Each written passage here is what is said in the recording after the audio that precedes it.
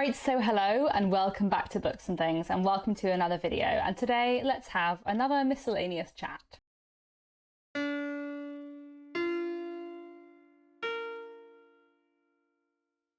So, welcome to another episode of these videos that I just call Books and Things, where I talk about books and things, by which I mean various bits and pieces that I want to chat about but that don't belong into another video. So I have some general reflections and booktubey stuff to talk about today. I have quite a lot of recent booktube highlights and recent booktube favorites, and I also have some other recent favorites of other media and that kind of thing. So anyway, let's just go through my list of miscellaneous things. The first thing I wanted to say to begin with is just thank you so much to everyone's support for my 10-year booktube anniversary. I had a lot of fun and I was really blown away by everyone's comments and responses. I'm really just grateful for what everyone was saying. And I think it was really lovely, a lot of people talking about how long they've been watching this channel, because obviously I do know that there are some people who have been watching this channel for a long time, and I recognize names in the comments and that kind of thing. But I also do know that there is a relatively high turnover of people. I don't think I really knew just how many people have been watching for 7, 8, 9 years, 10 years since the beginning. So it was really lovely, people commenting and saying that they've been watching all that time. That was just really, really nice. And also the my sort of reflections on 10 years of Books and Things video, which was definitely a more emotional video than I usually make on my channel. Just kicked the camera, sorry about that. You would think that after 10 years I would have got better at not kicking the tripod while filming, but no, I have not. Anyway, I was also really touched by the amount of people who said that they really related to that concern about being boring that I spoke about in that video. I said in that video that I had thought for a long time throughout my teens and early 20s that I was just quite a boring person, and that making this YouTube channel and talking about books on the internet and interacting with people on the internet about books has really increased my confidence, and a lot of people said that they really related to that and had also felt like that. I think booktube is a really lovely space for a lot of people to know that they're not boring and to find people who share their interests. I think the internet has its problems, and there are obviously lots of bad and negative things that come from the internet. But I also think there are a lot of positives that come from it, and I think communities like Booktube are one of the positives, and that's just a long way of me being emotional about Booktube again. I just wanted to say thank you very much to all the response to my 10 years videos, because that was really, really lovely. Also, thank you very much to everyone who's been using my Blackwell's affiliate link. I had a bookshop.org affiliate link for years, and I think 5 people bought a book through it, and then I sort of had started shifting over to Blackwell's and then properly shifted to Blackwell's last month, and a lot of people have used the affiliate link, so I'm really, really grateful for that, because that gives me a little bit of commission from Blackwell's, which is really nice. I think probably quite a lot of that this past month was people buying my favorite books after watching my favorite books of all time video, so I hope you like them. I hope you do. Okay, other things I have to say today. I have lots of recent booktube highlights to go through. I will also say, before I talk through some recent booktube highlights, that if you want to watch more booktube content about booktube, and if you want to get more booktube recommendations, then I really recommend Charlotte from Queenie Reads' booktube rewind series, where she talks about booktube she's been enjoying lately and sums up the last month in booktube, and it's just great, so I really recommend those videos. But yeah, there's been lots of things I have been enjoying lately on booktube. More recently, I have been really enjoying watching lots of people's Jane Austen July TBRs. Always very exciting to see what people are picking out for Jane Austen July. And then kind of before that, looking back in time, I suppose, I've also been really enjoying a lot of people's Women's Prize content, even though the Women's Prize is not a prize that I read along with every year or anything like that. I guess I did read 2 books from the long list this year, both of which I really enjoyed, but I really enjoyed watching people's videos about the Women's Prize, especially Milena Reeds and Camilla from Hasty Books did some really great videos about the Women's Prize, which I really enjoyed. Talking of book prize content, I also really enjoyed Dan's videos about the Walter Scott Prize. So Dan from Dan Union Books made individual book reviews for every single book on the Walter Scott Prize long list. I didn't manage to get through the whole long list. There are 3 books from the long list I didn't read, but Dan read them all, did really fantastic reviews of them all, and I really recommend all of his videos and his content in general. Moving away from prizes, but sticking with historical fiction, Charlotte from Coiny Reads has done some wonderful historical fiction recommendations this past month for the historical fiction readathon that's taking place at the moment, and she's done a series of videos with recommendations of historical fiction that fits into the different prompts. But in general, they're just great videos to recommend you some great historical fiction. So I really recommend those videos. I'll leave them all linked down below. Lately, I've also been really enjoying watching Elizabeth at a Literary Princess's 18th century novel project videos. So Elizabeth loves classic literature, reads a lot of 19th century literature, but is trying to better acquaint herself with 18th century novels, and so she's been reading an 18th century novel, I think every month, maybe it's every 2 months, and making an individual book review of it. And I found these videos absolutely fascinating. I am not hugely well read in 18th century literature. I definitely want to read more, and I feel like I will probably let Elizabeth's preferences on the books that she reads guide my 18th century novel reading in the future. But in general, I've just found her videos really, really good on this. So if you want some more great classics content, I will send you over to Elizabeth at a Literary Princess. And talking of great classic content, Jen the Librarian is currently hosting a Thomas Hardy read-along, reading all his books in publication order, which I'm very much enjoying taking part in and also enjoying the videos for. And if you love Thomas Hardy and want to read more Thomas Hardy, or if you just want to get into Thomas Hardy, then do go over to Jen's channel and check it out. There is a lot of Thomas Hardy stuff going on at the moment, and the Discord server is really nice and active as well, and it's nice to chat with lots of people about Thomas Hardy. So there we go. That's been another Booktube and Booktube adjacent highlight of this past month or two. Not one, but two Booktubers have visited the Bronte parsonage lately. So Claire Fenby Warren did a wonderful video about the Bronte parsonage, and also about the place where the Brontes were born. So they lived most of their life in Haworth, but they weren't born at Haworth. And Claire did a really great little documentary of a video talking about the place where the Brontes were born and also Haworth Parsonage, and it's just like a wonderful video. And Carly from Bell's Books also did a wonderful trip to Haworth vlog. So if you want some wonderful literary tourism, then I highly recommend both Claire and Carly's videos. They're really, really fun. And especially if you don't live anywhere nearby and, you know, have no way of getting to Haworth, then I really do recommend both of their videos, because it's just a lovely little insight into the place where the Brontes live. Another exciting Booktube thing of the past couple of months is that two Booktubers who I used to watch a lot, who had been away from Booktube for a long time, have come back to Booktube, which is lovely. So Libby Stevenson and Amy, whose channel has had several names, but is now called Amy Lifestyle and Literature. They've both come back to Booktube in the last couple of months after having a big break, and it's really lovely to see both of them back in my subscription feed. I've always really enjoyed their videos, so very excited about that. Then finally, one other video I wanted to mention, Kerry from Bookish Adventures in Wellbeing did a really lovely Booktube video called Things I Wish I Knew When I Started Booktube, about her experiences joining Booktube over the past year, and things she wished she knew, and some advice if you want to start a Booktube channel. And I just thought it was a really lovely video, and also a video that might be useful if you are sort of thinking about starting a Booktube channel but a bit hesitant to do so. And if you are, then I really recommend you to come and join Booktube, because it is so much fun, and it is a really nice community, as I waffled on about at the beginning of this video, but it really is. So yes, come join Booktube. Booktube is great. Obviously, it's already pretty clear that I love Booktube, but you know, after I had made my 10 years of Books and Things week of videos, I was like, oh, I'll probably take the rest of June relatively easy. You know, I don't need to put up too many videos, because I had a big week of lots of videos. And I even said in my next video, oh, there will probably be less videos in the second half of June.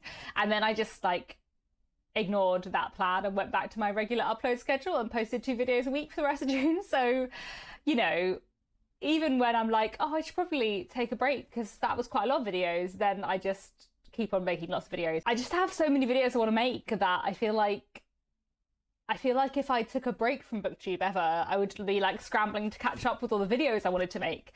Anyway, that's a long ramble. So various other things I want to talk about, mostly other favorites in other media that aren't books. So I watched the miniseries of Miss Austen last month, which I really, really enjoyed. I thought it was so good, so well done, really beautifully shot, really like poignant and lovely. I loved the bits that took place later on in Cassandra's life, but I also loved the memories that Cassandra has of her and Jane Austen, and all the actors did so well. And I feel like especially in the flashback chapters, like the relationship between young Cassandra and young Jane was just so good. The person playing young Jane Austen was fantastic, and I loved how she was done, and I just thought it was a truly wonderful adaptation. It did make me really, really want to reread the book, because there are a few bits where something happened and I was like, I don't really exactly remember how that was in the book, and I just want to reread the book, and I do love Miss Austen so much, so maybe I'll reread that in Jane Austen July, we'll see.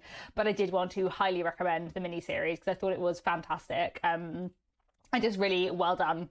Worked really well, really fun, really beautifully shot, and just, yeah, very emotional. Really, really enjoyed it. And then talking of television adaptations, another thing I finally watched was the adaptation of And Then There Were None, the one from 2015, which I've been meaning to watch for ages because I love the novel And Then There Were None a lot, and I've read it twice, and it was really interesting to watch the adaptation.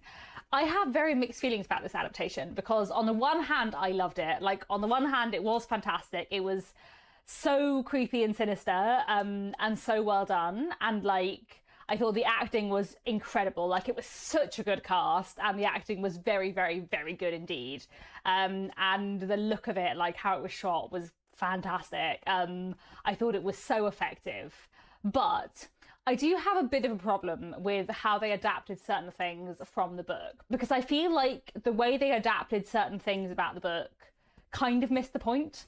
So, And Then There Were None by Agatha Christie, the premise is that these 10 people have been brought to an island under false pretenses because they have been responsible for the death of someone else at some point in their life. But the point of And Then There Were None is that these are not people who are murderers in the conventional sense. These are people who have caused another's death through their actions, but in a way that they could never be convicted for. They're not murderers who got away with it. They're people who caused someone's death, but not in a straightforward, direct way necessarily, if that makes sense. I don't know. And the way And Then There Were None adapted the backstories of some of the characters, it made some of them just murderers. Like, some of them were just murderers who'd got away with it, which kind of defeats the point entirely. And there was one character in particular where they changed the story in a way that I thought then meant that the rest of the narrative around that character didn't really work. And I was annoyed about that. So, I don't know. On the one hand, great adaptation in many ways, but on the other hand, I did have my problems with it. Talking of Agatha Christie, back in May, I went to see Witness for the Prosecution, which is one of Agatha Christie's plays, which is currently on in County Hall in London. So it is in an old council chamber, which looks a little bit like a court, and a lot of the play takes place in a courtroom. So the setting really, really works, and it's a very good production. I really love Agatha Christie a lot, and Witness for the Prosecution was just so good. Me and Nick just had such a good time watching that show. It was so fantastic.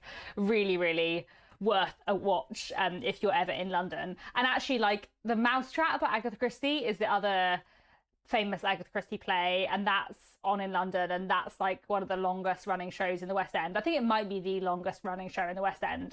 But I like The Mousetrap, but The Mousetrap is not as good as Witness for the Prosecution. Like, as a play, Witness for the Prosecution is much better. So I would recommend going to see Witness for the Prosecution over The Mousetrap, though I did enjoy The Mousetrap too. And yeah, Witness for the Prosecution was great. As I said, a lot of the play takes place in a courtroom, kind of around a trial. There is a young man who has been accused of murder, and we are following him and the barristers who are trying to get him off, and everything kind of goes on from there, and it's just really, really good. The other thing I've seen in the theatre lately that I really enjoyed was a production of The Frogs by Stephen Sondheim, which is a very weird musical. There's a production on at the moment at the Southwark Playhouse in London that's really good, and really, really funny. And just works so well. A lot of Stephen Sondheim's musicals are quite weird. He was definitely a writer who was interested in doing interesting things with storytelling, and The Frogs is so strange, but I love it. I hadn't seen it before, I hadn't heard that much of the music, and it was just such a delight.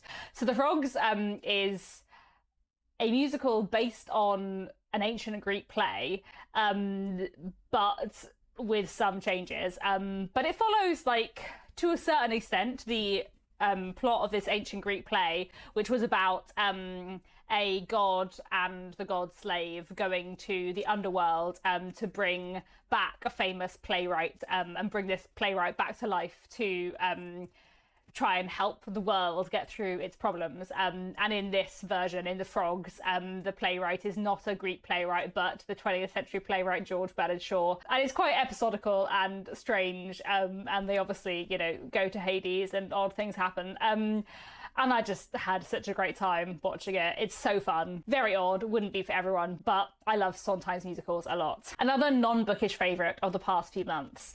I recently finished listening to the podcast, The Magnus Archives, which I would really highly recommend to anyone who reads. It is a podcast, but like it could also just be a really, really long audiobook. Like it is a narrative story, and it is genuinely one of the best written things I have ever experienced. Like genuinely just fantastically written, amazing characterization, amazing world building, fantastic voice acting too, but also just like the writing is fantastic. I would have loved it even if I'd read it or written down rather than heard it.